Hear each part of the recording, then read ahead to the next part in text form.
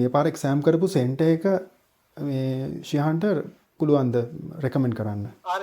RMIT ඔව්. ගොඩක් මම රෙකමන්ඩ් කරනවා highly recommend. හයි රෙකමෙන්ඩ් නියමයි. ඊට පස්සේ රීඩ් අලවුඩ් එකට ඔන්ලයින් එකද කරේ ෆුල් එකම කරේ? ෆුල් එක කරන්නේ නැත්නම් මම read aloud full එක කරේ. ෆුල් එක කරේ. හරි. ඊළඟට රිපීට් සෙන්ටෙන්ස් එක වාට ආවේ ඇවරේජ් මට්ටමේ ඒවාද ටිකක් අතරින් පත ටිකක් ඩිෆිකල්ට් ඒවා තිබ්බද? මට මෙහෙම පළවෙනි එක වගේ ලේසි ආයෙත් මැදින් අමාරු එකක් ආවා ආයෙත් ලේසි එකක් ආවා එහෙම මික්ස් වෙලා තමයි ආවේ. ඔක්කොම අර ඕඩර් එකකට ආවේ නෑ ලේසි එකකින් ඉඳලා හાર્ඩ් වෙන්න ආවේ නෑ මික්ස් වෙලා ආවේ. හරි.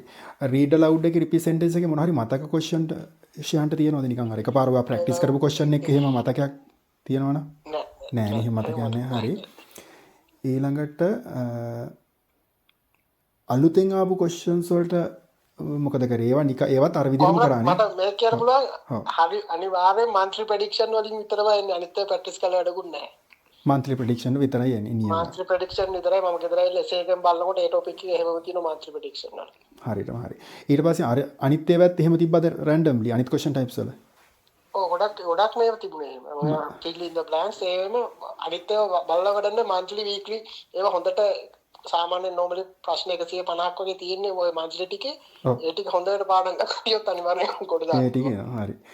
නියමයි. ඊට පස්සේ අනිත් එක සමරයිස් ගෲප් ඩිස්කෂන් එකේයි රෙස්පොන්ඩින් ටු සිටුේෂන් එකේ ආපු ක්වෙස්චන්ස් වල මොනවා හරි මතකයක් තියෙනවද ඔයාලට? මේ වගේ ඒවා. ඔව් මතකයි. ඒක මට දැන් monthly prediction වල තාම තියෙන්නේ ප්‍රශ්න 10ක් වගේ තමයි මේ summarize group discussion එකේ. ඒ 10න් එකක් තමයි මට ආවේ. මම ඒක තුන් පාරක් විතර කරලා තිබ්බා කලින්.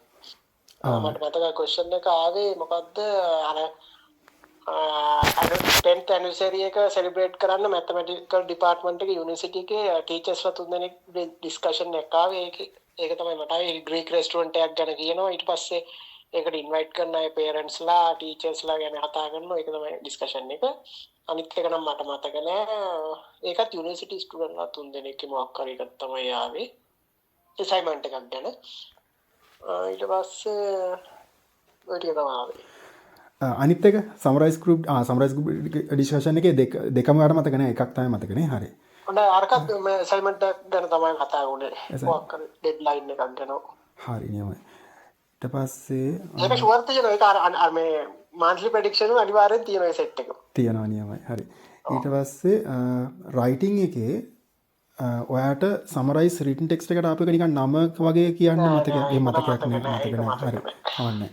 සමරයිස් රිටන් ටෙක්ස්ට් එකෙත් ඔයා වාක්‍ය තුනක් ඉගෙන වාක්‍ය අරන් ජොයින් කරපු ක්‍රමයේද කරේ නැත්නම් එතනින් එහාට ඒක කියවලා තාපට මීනිෆුල් විදිහට හදුවා. මම ඉස්සර මම කලින් පාරවල් වල කරේ සෙන්ටෙන්ස් තුනක් මැද උඩින් එකයි මැදින් එකයි සමහරක් කරේ උඩින් ඔය එන්ඩ් එක දාගෙන එන්ඩ් එක දාලා කනෙක්ට් කරා. ඒනට ඒක මට තේරුණා ඒක වැඩ කරන්නේ. ඊට පස්සේ මම while මුලට දාලා තමයි කනෙක්ට් කරේ.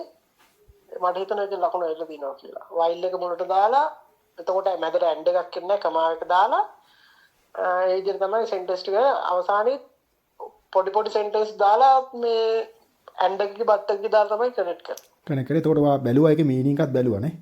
ටිකක්. ඔව් මීනින් එක බලන්න ඕනේ. මීනින් එක සාමාන්‍යයෙන් ගැලපෙන්න තියෙන්න ඕනේ මීනින්. හරි. එසේ එකේ ටොපික් එක මොකද්ද ආපු? අනිවාර්යෙන් සමරයිස් ගෲප් ඩිස්කෂන් එකේ නේ සමරයිස් රිටන් ටෙක්ස්ට් එකේ දෙකෙන් එකක් අමාරු එකක් කරනවා. මොකද ඒකේ පොඩ්ඩක් ස්පෙලිෂන් මාර අපි දැන් ෆැමිලියර් නැති වචන එන්නේ. එතකොට ඒවා ඒකට පොඩ්ඩක් වෙලා යනවා. ඒක පොඩ්ඩක් කන්සිඩර් කරන්න ඕනේ අනිවාර්යෙන්. හරි. එතකොට අනිත් එක එසේ එකේ ටොපික් එක ඔයාලට මතකද? එසේ එකේ ටොපික් එක තිබුණේ මොනවද? මට තියෙනවා ඔලුවට එන්නේ. හරියන්නේ නේ. ඩිස්කෂන් එකක් කොහමද ආවේ? ඒකත් මේ මම ගෙදර ඇවිල්ලා බැලුවට පස්සේ මට අහුණා මේ තිබ්බා මේකේ monthly prediction වල හරියට තිබ්බා ටොපික් එක. ඒ විදියට. ඔය මතක් වුණොත් මම නිකන් voice message එකක් දාන්න. ඊළඟට එසේ එකේ ඔයා කරේ ටෙම්ප්ලේට් එක වාක්‍ය දාපු ටෙම්ප්ලේට් එකක්ද නැත්නම් key points දාපු විදියට ටෙම්ප්ලේට් එකක්ද? පටන් ගන්නකොට මම පොඩි පුෂ් එකක් දුන්නා ටෙම්ප්ලේට් එකක් විදියට ඇවිල්ලා ඒනට ඒ ටෙම්ප්ලේට් එක දීපු එක මම සම්පූර්ණ වෙනස් කරලා ටොපික් එකට දාලා තමයි මම ලිව්වේ. ටොපික් එකට දාලා හරි නියමයි. ඔව් ඩිස්කෂන් එකක් විදියට හැරෙව්වා සම්පූර්ණ අර තියෙන ටෙම්ප්ලේට් එක සම්පූර්ණ ඩිස්කෂන් එකක් විදියට මුලින් ඉඳලා හැරෙව්වා. මගේ දෙවෙනි පැසේජ් එකේ මම ගොඩාක් පළවෙනි පැසේජ් එක මේ එක්සැම්පල් එක ඒ ටික දීලා දෙවෙනි පැසේජ් එකට මම ටයිම් අදිනවා මම ඒකේ සෙන්ටෙන්ස් 3-4යි ලිව්වේ ඒකට කොහෙරන් කොහෙෂන් මම බැලන්ස් කරගෙන ආවා ඉන්න අවසානයේ ටු සම් අප් දාලා වෙනම සෙන්ටෙන්ස් එකකින් කන්ක්ලූඩ් කරා. කන්ක්ලූෂන් එක ගොඩාක් දිගට ලියුවේ නෑ වචන ගොඩාක් කෙනෙක් ලියුවේ නෑ සෙන්ටෙන්ස් දෙකකින් තුනක ඉවර කරා. වැඩිපුර කාලය ගත්තේ සෙකන්ඩ් ඇන්ඩ් තර්ඩ් පැරග්‍රාෆ් එකටනේ. ෆස්ට් එකට තමයි ගොඩක් ගත්තේ. ෆස්ට් එකේ ඉන්ට්‍රොඩක්ෂන් එකයි ඩිස්කෂන් එකේ භාගයක් දුරට අරන් ආවා. ඒ කියන්නේ ෆස්ට් පැරග්‍රාෆ් එකේ ඉන්ට්‍රොඩක්ෂන් එකේම ඔයා නෑ ඉන්ට්‍රොඩක්ෂන් එක අරන් ඊට පස්සේ ෆස්ට් එකේ නෝනේ සෙකන්ඩ් පැරග්‍රාෆ් ඔව් කියලා පටන් අරන් ඒක ගොඩක් දුරට මම එක්ස්ප්ලেইন කරා ඩිස්කෂන් එකයි ඔප්ෂන් එකයි ඊළඟ එකෙත් ඒ වගේ ගොඩක් මම ටයිම් අද වුණා. ඊට පස්සේ ඒකෙත් ඒ වගේ ටිකක් එක්ස්ප්ලেইন කරලා ඒක එක්සැම්පල් දුන්නා මම මේ කන්ක්ලූෂන් එකට ආවා. කන්ක්ලූෂන් එක හරි. ඕකේ කන්ක්ලූෂන් එකෙත් අර ඒ කියන්නේ ඒ හරියටම ඔපිනියන් එක බලලා මේ අනුව මෙහෙම කියලා කිව්වද නැත්නම් ඒක නිකන් ස්ටෑන්ඩඩ් විදිහකට ලිව්වද? නෑ මම කිව්වා මම about ඩිස්කස් කරලා තියෙන විදිහට මේක එක්සාම් මේ එවිඩන්ස් මම සබ් කියන්නේ එවිඩන්ස් දීලා තියෙනවා මේ ටොපික් එක ගැන. ඒක නිසා මට ක්ලියර්ලි මෙන්ෂන් කරන්න පුළුවන් මේක මෙහෙමයි කියලා මම දුන්නා. හරි ඕකේ හරි. අනිවාර්යෙන් එසේ කොහෙන් කොහෙන් ඒක පෙන්වන්න ඕනේ අර IELTS වගේ එකෙන් තමයි එන්නේ ලකුණු. හරි ඕකේ. ඊට පස්සේ ටයිම් රීඩින් එකේ ටයිම් එක මේ පාර මොකද උනේ? ටයිම් එක මැනේජ් කරගන්න රීඩින් එකට ලිසන් එකට ටයිම් එක පොඩ්ඩක් මදි වෙනවා කොහොමද? ටයිම් වෙනවා. ඒතර ඔයාට අන්තිමට ඔක බලපානවා ඇත්තේ fill in the blanks reading එකට වෙන්නේ නැති. රීඩින් එකට බලපාන දෙකක් වගේ මිස් වෙන්න බලනවා කොහොමද fill in the blanks. එතකොට මුලින් ළම ඒ ටිකන හිත හදාගෙන එන්න ඕන ටක් ගාලා කොහොමද අවසාන ප්‍රශ්න දෙක එන්නේ මල්ටිපල් දෙකක්. එතකොට ඒ දෙකට තප්පර 10ක් වගේ තියාගන්න කිව්වා මම ඊට කලින්. එතකොට මම අරවට ටයිම් ගොඩක් කන්සියුම් කරලා තමයි ආවේ. මොකද අවසාන ප්‍රශ්න දෙක 14 15 කොහෙද? ඒ දෙක එන්නේ මේ මල්ටිපල් චොයිස් දෙකක් නෙන්නේ. එතකොට ටික් දෙක දාලා යන්න විතරයි තියෙන තප්පරේට. හරි. එතකොට ඔයාට ඒක කොහොමත් ටික් එක දාන්න හරි ටයිම් එක තිබ්බනේ. පොඩි තප්පරයක් හරි තිබ්බනේ. හරි ඒක හොඳයි. අර රියෝඩ එකට එතකොට විනාඩිය එකමාරක් ගත්තද? ඒක මොකද කරේ? ඔව් රියෝඩ එකට විනාඩියක් වගේ තමයි මම ගොඩාක් ඒකට මොකද රියෝඩ එක මට හිතෙනවා මේ පාර ආපු දෙකේ මම පාෂල් හරි මම හරියට කරගත්තා කියලා.